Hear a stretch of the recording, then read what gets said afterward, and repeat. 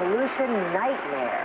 We'll tell you about the David and Goliath legal battle between... Con Edison is facing $2 million in fines, and one of its top executives could be going to jail after the company pleaded guilty this week to covering up asbestos contamination in Gramercy Park. Well, tonight we have more charges that the giant utility has failed to clean up a pollution nightmare right in some local residents' backyards. Glenn Thompson is part one of a special series, Deadly Neighbor. This site is extremely toxic, and the problem is no one really knows how toxic it is because an extensive full-scale investigation hasn't been completed. It's such a beautiful area, and it's slowly being poisoned. Any fisherman will tell you, from Rye, from Amerenik up to Greenwich, they won't eat any fish caught there. It'll kill you. The water is that bad.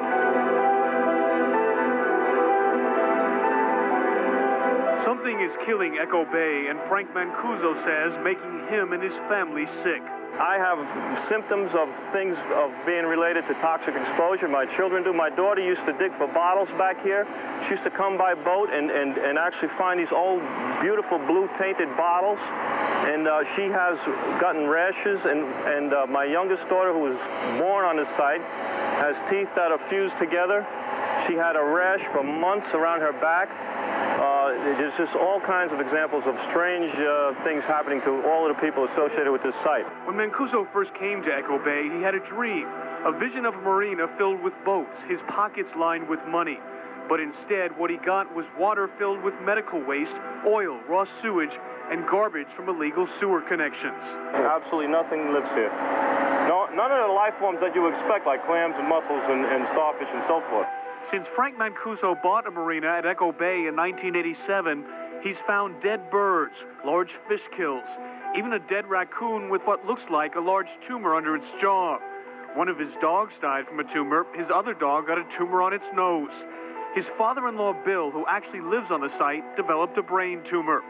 What Frank Mancuso didn't know is that just across from his new marina, hidden in the soil of a former Con Ed substation, was a deadly neighbor. In conjunction with some volunteers from the Sierra Club, we've done about 50 soil samples, and they've come up with high levels of PCBs, much higher than what's allowed by DEC.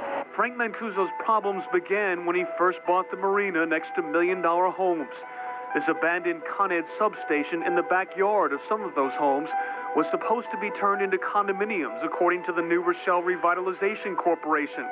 But when developers examined the site, they were shocked at what they found: dangerously high levels of PCBs. I was told by the people in City Hall that this was going to be a condominium site.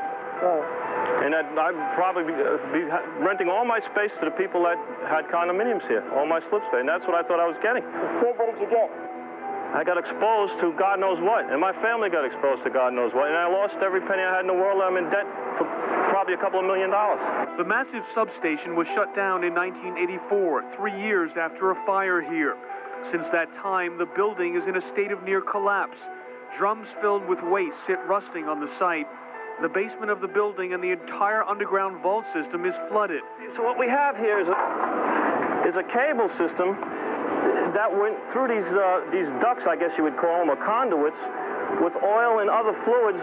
We have reports that it has very high levels of PCBs. This is basically PCB-contaminated oil that's in the ground, and it's just coming out of the site, and it's just migrating right into Long Island Sound. Biologist Walter Hang, whose company Toxics Targeting has mapped over 80,000 polluted sites in downstate New York, calls the Con Ed substation one of the worst. The authorities have actually monitored PCB contamination in people's backyards. And there's no question that this property has also affected Long Island Sound. So the people that are fishing in the Sound and swimming in the Sound and eating possibly other, clams that they've collected, they might all be exposed to contamination.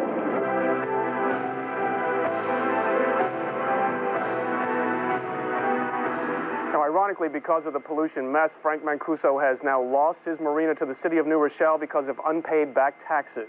He's currently suing the city and Con Ed for $66 million. Con Ed claims it has a cleanup plan in the works, but a full decade after shutting down the substation, Mancuso and his attorneys say very little has been done by the utility, and the New York State Department of Environmental Conservation. Incidentally, that state watchdog group is now suing Con Edison for $20 million for its failure to clean up pollution problems right here in New York City. And tomorrow night we're going to have some more on this incredible story. It is incredible. It's almost unbelievable. Thanks, Glenn. Thank you. Con Ed cleaning up its mess. Glenn Thompson tries to find out in the special series Deadly Neighbor. All that plus a facet as more of his undercover investigation into pollution nightmare hiding in Westchester County. The weather forecast. Health officials say it is loaded with dangerous PCBs, and nearby families claim it's making them sick.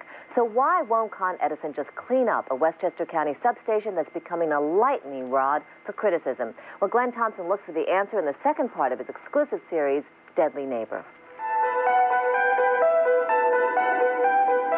The state authorities should have classified this as a significant environmental or health hazard, and they should have cleaned it up years ago. All of this concrete is documented in their own memos as contaminated with PCBs. I want to know what is the status of, or the future for my children. What's in their system? What's going to come out in 5, 10 years from now? That's a question that'll never be answered. When Frank Mancuso bought a marina at Echo Bay, he thought the most he'd be battling was occasional storms and bad weather. Instead, he and his family are fighting constant health problems and financial ruin. We all came down with things like rashes, and I have toxic burns on my feet. Everybody associated with this property has some type of strange symptom. Raw sewage, oil, and even medical waste and other garbage have helped sink Mancuso's dream of owning a successful marina. But what you can't see has proven even more of a problem. It's an oily liquid. It's red and black, and it's been tested. It does contain PCBs. Mancuso says he'd been promised by the New Rochelle Redevelopment Corporation that this former Con Ed substation just across from his property would be turned into condominiums. But when developers checked the site, they found high levels of highly toxic PCBs. Mancuso, along with the Sierra Club, took over 50 soil samples from his property to an outside lab for testing. The results confirmed his worst fears. PCB levels as high as 500 parts per million. Levels environmentalists call dangerously high. We brought these results to the attention of DEC and to Con Edison. Con Edison feels this is not our problem. It's off our property. You can't prove that we put the PCBs there. Still, Con Ed claims PCBs at the site aren't a health threat.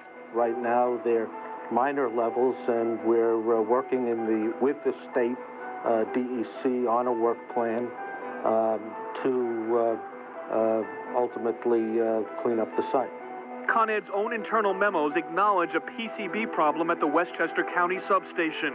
And if you're wondering why the building hasn't been demolished and the toxic PCBs cleaned up, Con Ed's memo may explain why. Our major concern is the source of the substantial funding that may be required to finish the job once and forever. Too expensive. Too expensive.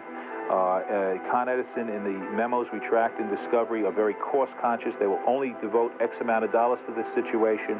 They will not do the cleanup that the law, I believe, requires them to do. They will not do it. Biologist Walter Hang says the Con Ed substation, just a half a mile from a public beach, Long Island Sound fishing, and in the shadow of expensive homes, is a significant public health threat that's been virtually ignored by both Con Ed and the state. This is one of the worst sites I've ever seen. It's clearly contaminated.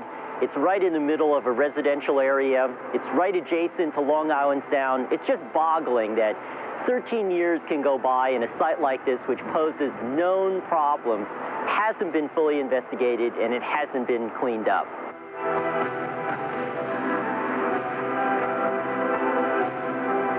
Incredibly, 10 years after the substation was shut down, the State Department of Environmental Conservation still hasn't classified the site as hazardous, even though the state's own documents show the site to be contaminated with PCBs. In the meantime, Frank Mancuso is facing bankruptcy. He could lose his home, and he says he's lost millions. Toxics Targeting gathers information from state agencies on polluted sites in downstate New York and could have helped Mancuso avoid the disastrous investment. We're going to put a number on your screen where you can reach them in Ithaca, New York, if you're investing in a home or business.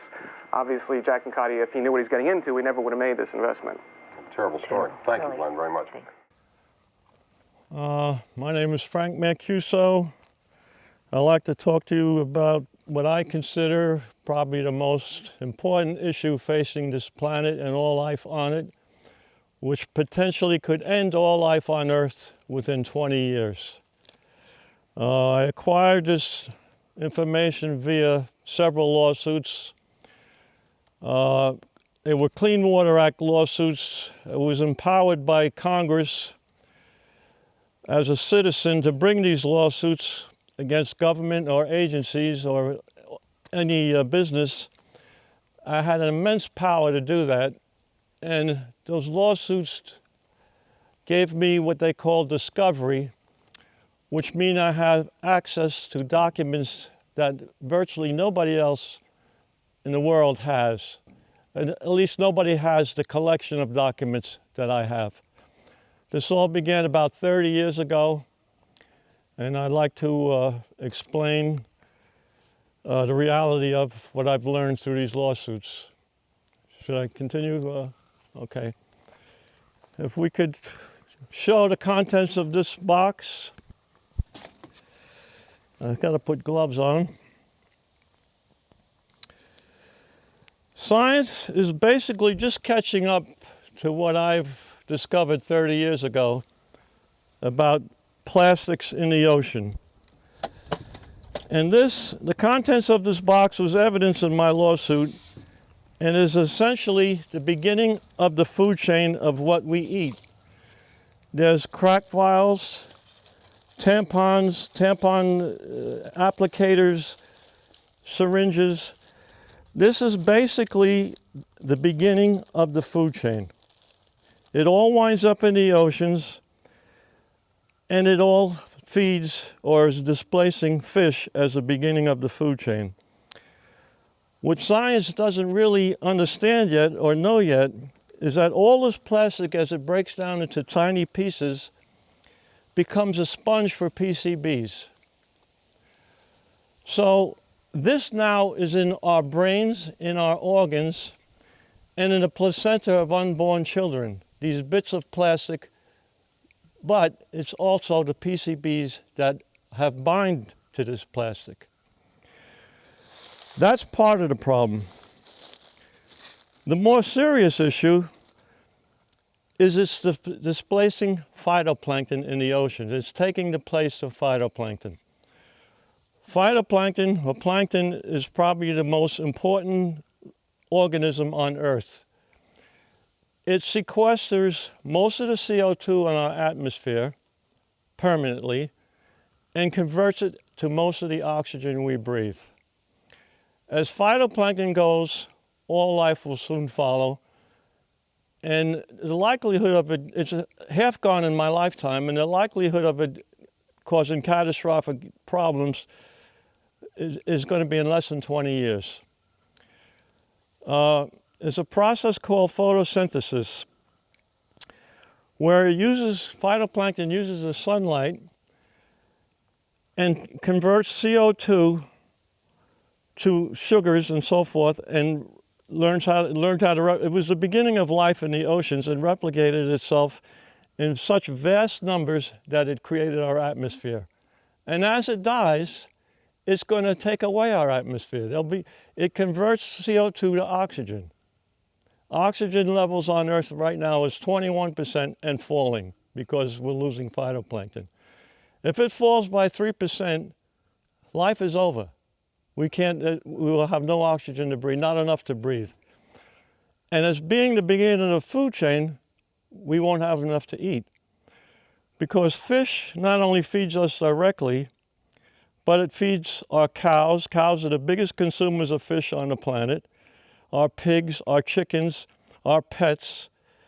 So without phytoplankton, we lose oxygen and all our food. Now, like I said, I know about this through discovery in my lawsuit.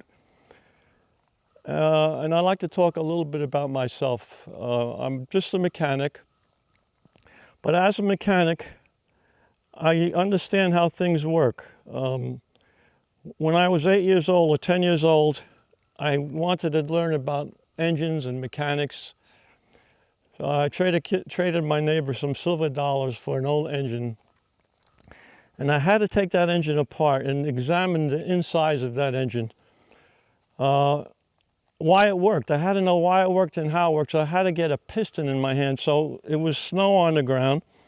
I dragged that engine home, and I took it apart in my yard with hammers and chisels because I had no tools, and my hands were bloody and frozen. And I finally got a piston out of it after a couple of hours, and I took it in my bathroom and washed it and tied, and my hands were burning. And I ruined my mother's towels, and she killed me and sent me to my room. But at least I had a piston in my hand. Well, that knowledge never left me. I wanted to know how everything worked. And when I graduated, the day I graduated high school, I opened up a shop where I modified cars into race cars, and I pursued the field of drag racing, where I became one of the people that have developed these, what they call top fuel cars. And they're considered basically rocket science. So there's basically millions of variables, and all these variables are interconnected. And if you modify one variable, it affects all the other things. So these are the most powerful engines on Earth. They create 10,000 horsepower, but it teaches you how the connection, how things work, and how to fix things, and what causes things to break down, which I think is very important in what I'm talking about, in how the atmosphere and the phytoplankton and the connection between all these things are interactive with one another. I'd like to refer to my notes now because I have to see where I want to continue with this.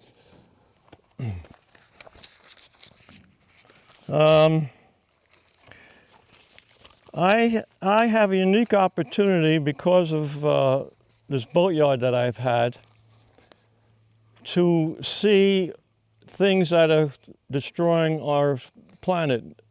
This plastic waste all came out of a storm drain that emptied onto my marina, and with it next to it was this Con Edison substation, which was emitting PCBs also onto my marina.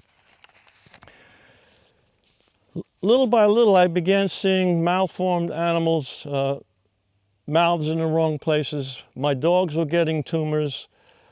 My kids were getting rashes.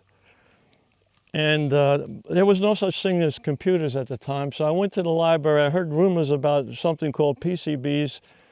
And I started researching PCBs, looked it up in library books and so forth. And I became obsessed with PCBs. PCBs, if you ever heard of Agent Orange, essentially they're the same thing as Agent Orange. The only chemical ever banned by an act of Congress.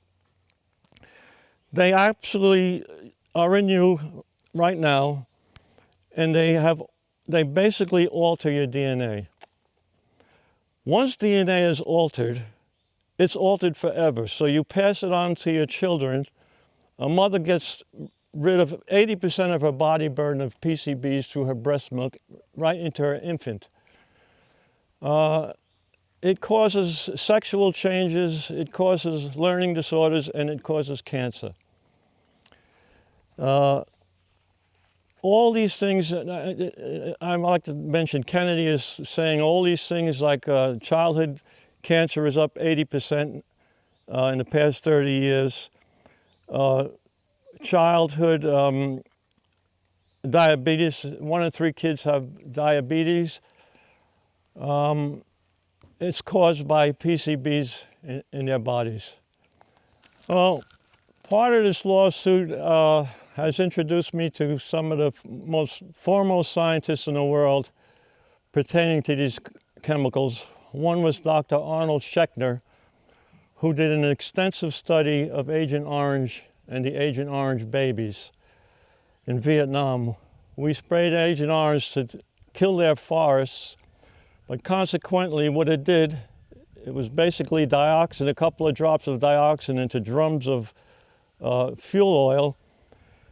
It started causing birth defects, and there's jars of babies to this day that are being born with 2 heads, several arms, all malformed because their DNA has been modified by a minute amount of dioxin, which is in these binds to this plastic, which I've showed you earlier, which is now beginning to be in all our systems. So people like Dr. Schechner were going to testify at my lawsuit, but because of the power of the corporation that I was fighting, Con Edison, the SUNY University that he was employed by, he was a professor for SUNY, was threatened to lose all its New York State funding if he got involved with me. So during the lawsuit, I hired experts, and they were all threatened somehow not to deal with me and to not be involved in my lawsuit. Some were threatened with high taxes or various other things, so they wouldn't help me with this lawsuit. I had gotten death threats. My taxes doubled. My electricity was shut off. They did everything they possibly could to stop me from pursuing this lawsuit. But back to the science. I just wanted to tell you that I have met some of the greatest scientists in the world. Dr. Ian Weber he's dead now, was probably the most well-known PCB expert on the planet. He went to various countries trying to help them solve their PCB problems. The United States wasn't interested in him, but Jakarta and other countries did want to stop their PCB problem. My next exhibit a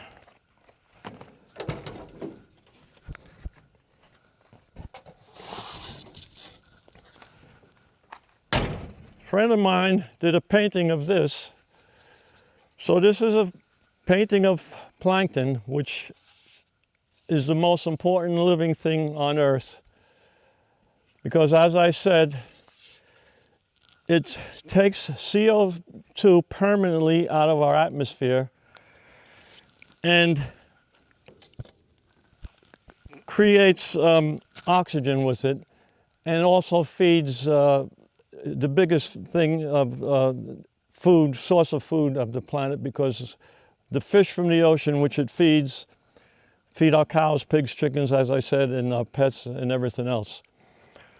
So the process is called photosynthesis. And if we look at this, there's a dead tree here, and maybe I'll get a leaf from it and exhibit. People think the forests are the lungs of the earth. So this leaf does the same process through photosynthesis. It takes CO2 out of the air, and CO2 is what makes trees have their strength and makes their trees grow. It has no use for the oxygen. It's actually a toxic. So it gets rid of the oxygen, and it causes our atmosphere, or the oxygen in our atmosphere. But when the tree dies, it re-releases that CO2 back into the atmosphere, whereas phytoplankton takes it down to the seabed and holds it there forever until we drill for oil and we burn oil in our engines. Our oil is phytoplankton that died millions of years ago, and it's re-releasing the CO2 back into the atmosphere. So people assume that the trees are the lungs of the earth, which they're not, because once a tree is burned or it dies, it releases the carbon back into the atmosphere. So while we're talking about carbon in the atmosphere, let's talk about global warming. We're going to be spending way over $100 trillion on global warming. And the whole thing, the whole CO2 fear thing is a process of the utility companies. They want you to fear it because they want to sell us their electrons and not let us use oil because there's so much profit to be made. They've killed over 100 whales now along the East Coast with their boring samples in the sediments that are killing the whales. Whales are already the most toxic creatures on Earth. They have more PCBs in them than anything else, and they're technically toxic waste. So by disturbing the sediments off the coast of New York and New Jersey, they're resuspending the toxins, the toxic PCBs, into the whales, which can't tolerate anymore, and they're dying. We're losing them. They can potentially soon become extinct as a result. These companies, I'm gonna get another exhibit.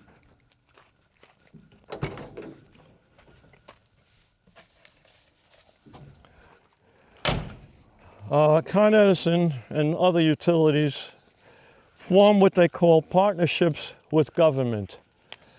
And their partnerships with government, this is what they said against my case and how to stop me.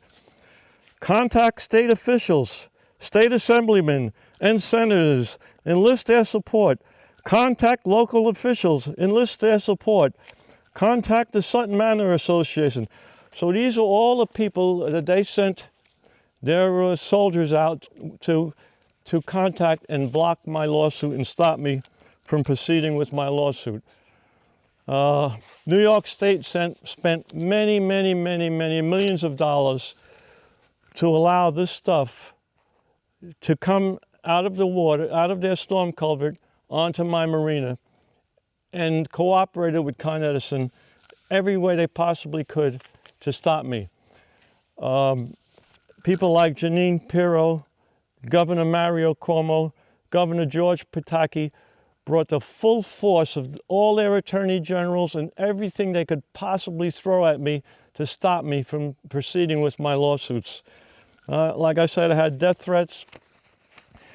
They did everything possible, but the most repulsive thing they did was my lawsuit never went to trial. It was blocked by summary judgment motions and the most technical, stupid things you ever heard of from not going to trial. This all could have been stopped 30 years ago. Plankton could have recovered by now. We may have some future if my lawsuit had gone forward. But it didn't go forward. After 20 years, part of my lawsuit was dismissed because they said I lost standing. I abandoned my marina on the advice of doctors because my kids were getting sick and it was a Superfund site.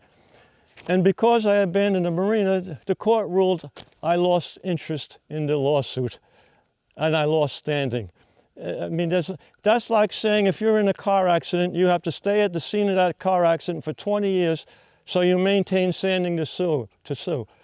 I mean, the most ridiculous opinions and rulings you could possibly imagine to keep this case from going forward, which was because of the power of this one corporation and the people it controlled.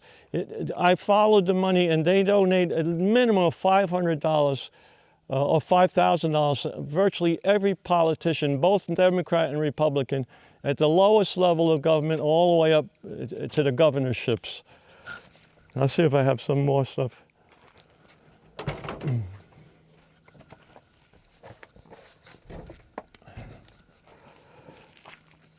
Okay, I have stuff that I'm not supposed to show you. I acquired it through discovery in a lawsuit, and it's marked, "Do not cite a quote," because the information in this particular volume is so serious, they felt it would hurt the food industry, and they didn't want people to know how serious PCBs are and how much harm that they do. So as my lawsuit progressed, it got some publicity, and ultimately Con Edison had to address the issue that there were PCBs emitting from their property onto my marina. The law says, because of my lawsuit, they would be fined $25,000 per day per violation since the day I began my lawsuit until the day they resolved the problem.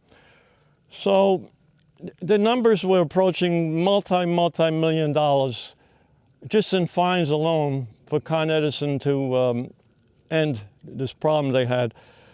So they decided to make an appearance that they were going to clean the site. They sent the men with toxic suits and respirators and loaded the PCB mud onto trucks. Meanwhile, they're arguing in court, "Your Honor, The site is pristine. There's no PCBs there. Mr. Mancuso does not know what he's talking about.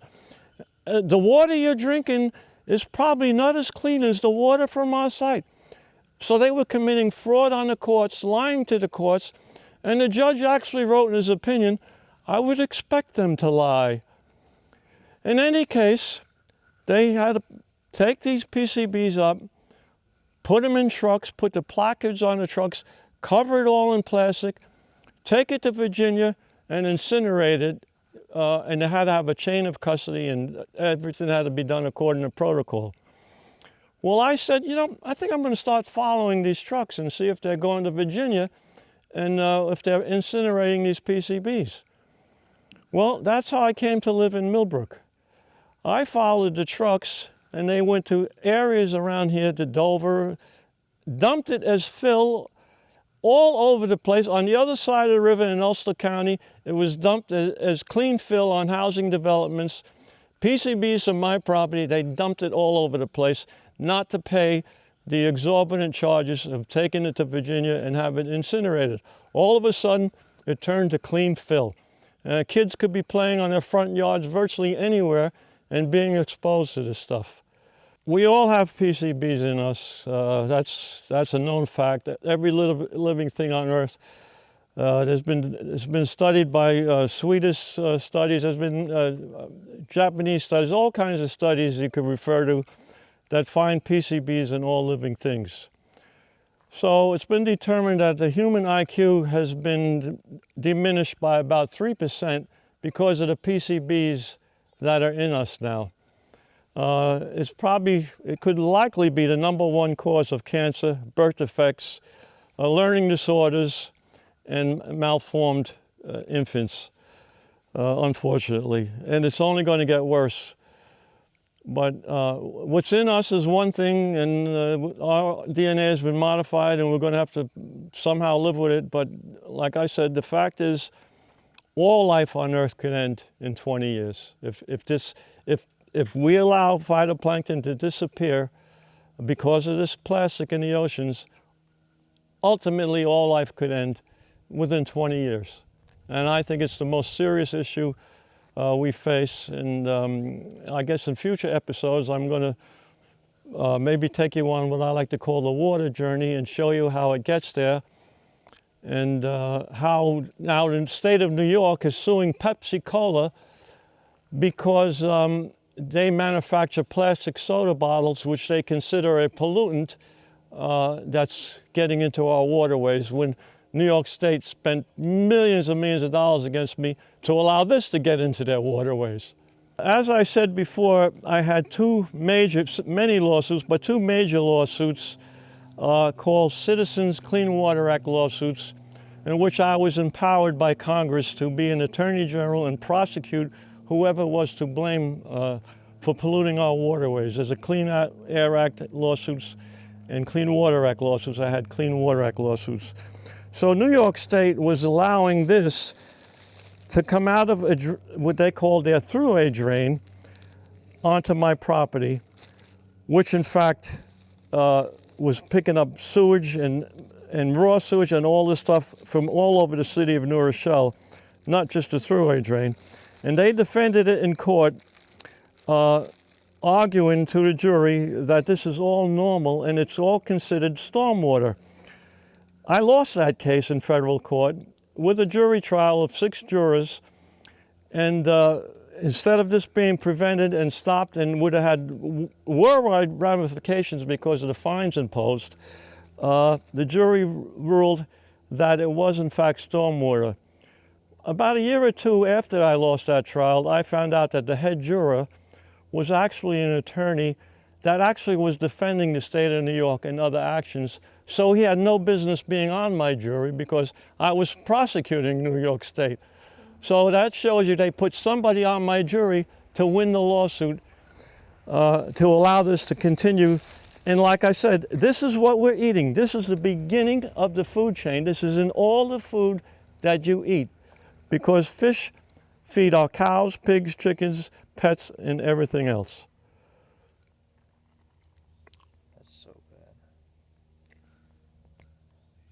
And they really They said it's stormwater, and as stormwater, it's allowed to get into our water bodies. But now they're suing Pepsi-Cola because it says Pepsi-Cola is allowing their plastic bottles to get into their water bodies. But this is okay somehow. We're hurting our employees with this chemical, PCBs, that Monsanto was making. What are we going to tell our grandchildren? I have the memos. The memos back to the scientists at Monsanto said, what are you going to tell your grandchildren when you're broke? So they thought more of their profit than the chemical PCBs that they were manufacturing. And that's the mentality of these CEOs. It's all profit. Speaking about profit, I don't know if I mentioned earlier, but I want to talk about 9/11 for a minute.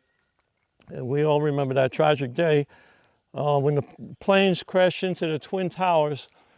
But if you think back, after the main towers fell, building number 7 collapsed into a big hole. And many people say, well, how could that happen? It imploded. What caused it to implode? What caused it to implode was an illegal Con Edison substation that was under building number 7. It caught fire, and it had 450,000 gallons of PCB oils that caught fire, melted the steel girders, and caused that building to fall into the hole. Consequently, over 5,000 people now have died from cancer from those PCBs. And they knew damn well that was going to happen. They reassured everybody the air was clean, the air was safe.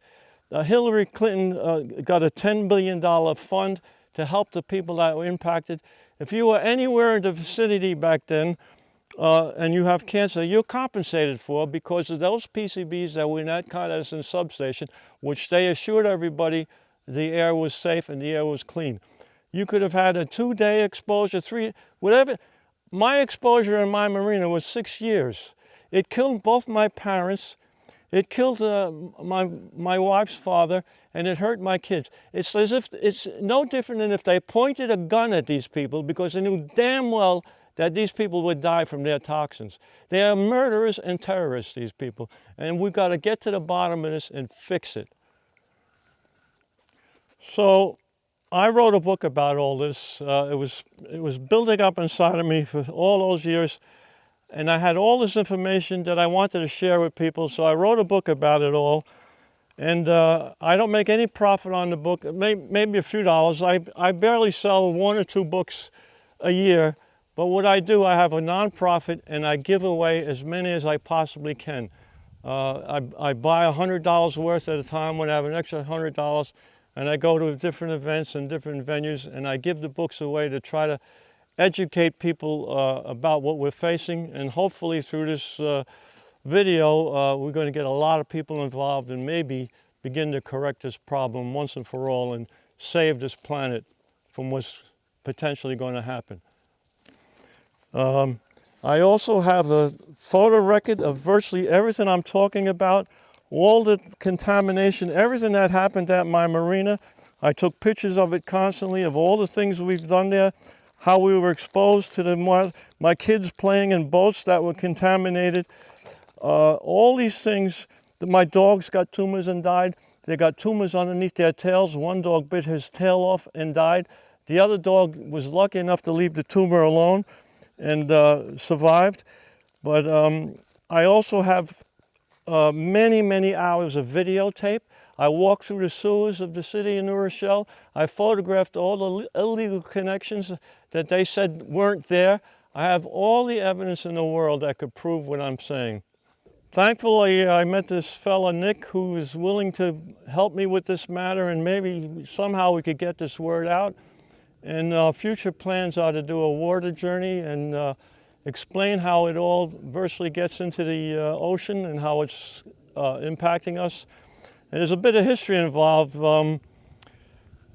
Thomas Paine had a house in New Rochelle, and he was one of the causes of our revolution through a pamphlet that he wrote about freedom and why we needed to get ourselves separate from England. And in front of his little farm that he had was a little creek. And that creek emptied into Long Island Sound. Well, ultimately, New Rochelle built a city over that little creek that became a river. And through that town that they built on top of this creek, they dumped all kinds of crap into the river because it was all underground, nobody knew, and it exited on my marina. And I could talk about that in our water journey adventure. We're going to wrap it up for today. I want to really thank Nick, and he runs this thing called Stool Talk, and I'm sitting on a stool so you people remember it, and you all want to get to watch it and see what we're going to be fighting here. Thanks, Nick. Thank you, Frank. I appreciate you, man. Very good. Frank, we did great. This Yeah, is you gonna like be it? a great start, and you know what? The water journey and everything. This is going to bring a lot of attention. There's a guy that generates the most money in the world for cancer research. And this is how he gets the most money in the world. He says, all you got to let people realize is that they've been touched. Once they realize that, they will do anything. Yeah. So I think we're in the same position. Everybody's been touched. 100%, man. Everybody's been touched by this. This is a big deal.